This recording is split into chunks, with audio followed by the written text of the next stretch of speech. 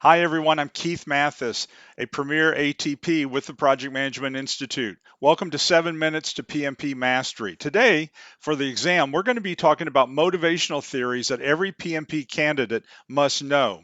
So let's look at motivational theory. Some folks are shocked to find out that they have motivational theories on the actual test. And yet, motivational theories are very much part of the PMP test because project managers are supposed to be motivating their team and the people that are working for them. So, teams are the main focus for PMI and project management because you're going to be working with a lot of teams and you need their expertise in a lot of what you're going to be doing. Each project manager must motivate the team and help them motivate themselves.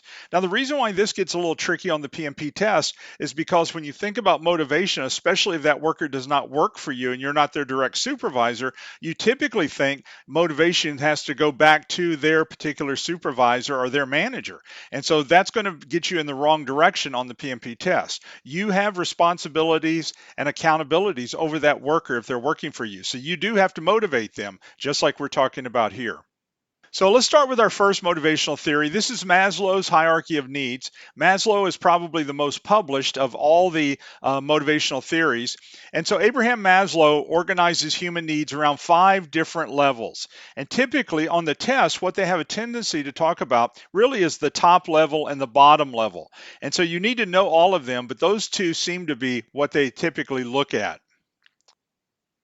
So this is what we're talking about with Maslow's hierarchy of needs.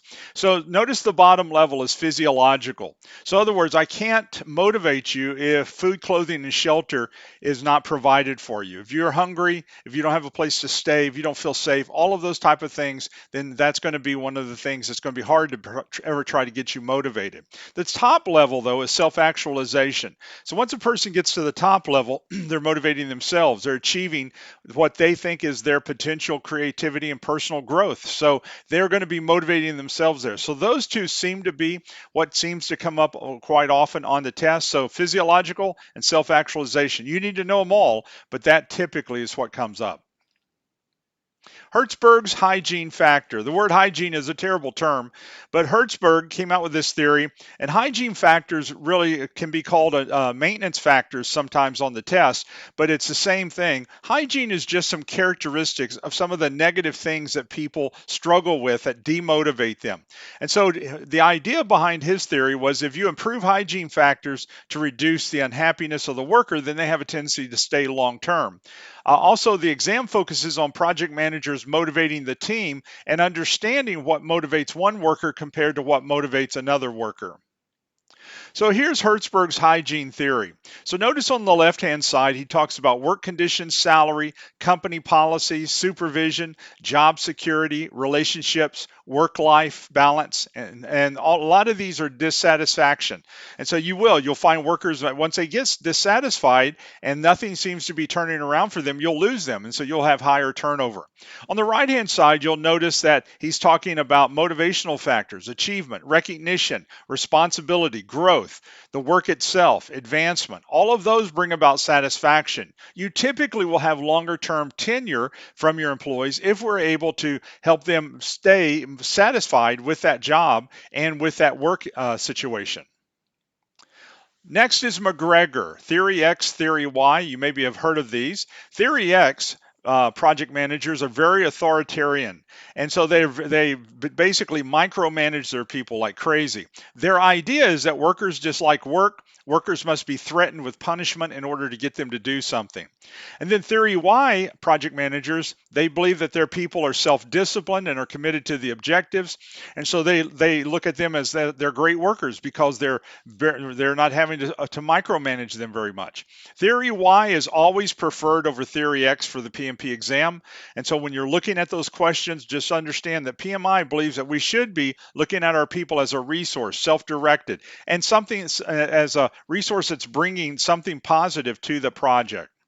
McGregor's theory X and theory Y. On the left-hand side is your theory X. So notice what the characteristics are. Workers are lazy. They avoid responsibility. They must be forced or controlled. They need threats and punishment. Very few ambitions. That's a terrible way to look at people and to be able to think about a person. And actually, in real life, if that is how we thought about a worker, we probably would be taking steps to get rid of them. Theory Y, though, is on the other side. That's the work we want. Workers are motivated. Workers seek responsibility. Work is natural, rewarding, and they need autonomy, opportunities. They have creativity and ambition, and so we want to be able to support that so that the workers will be more positive, and so that the workers will actually be more productive in everything. McClellan needs of achievement. Components of this theory would be three sides, and we're going to break it apart for you here. Need of achievement, people driven by accomplishment. Need of affiliation, people driven by relationships and belonging. And then need of power, people who are driven by influence. Now, McClellan's need for achievement is a very powerful tool. For a matter of fact, this is one of the things that you'll see sometimes where people get involved in cults and also in gangs, is because of these same things. So this can work in a very negative way with negative connections as well. But let's go do a deep dive into these three. So over to the right, over to your left, you'll notice that it talks about achievement, drive to excel, desire for challenge, pursuing goals. That's under achievement. Under power, notice desire to influence, need for recognition, you seek to lead.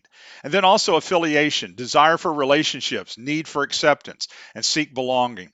McClellan's need for achievement. So all of these motivational theories are very common on the test. They come on quite often, and so you really want to make sure that you know which one they're talking about and know these characteristics, because they do come up quite often.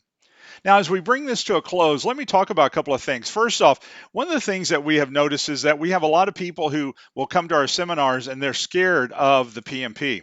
Listen, the PMP test is hard, but it's not something that you cannot overcome with repetition, hearing and getting the right information, the right material. As an ATP, we get our material directly from PMI.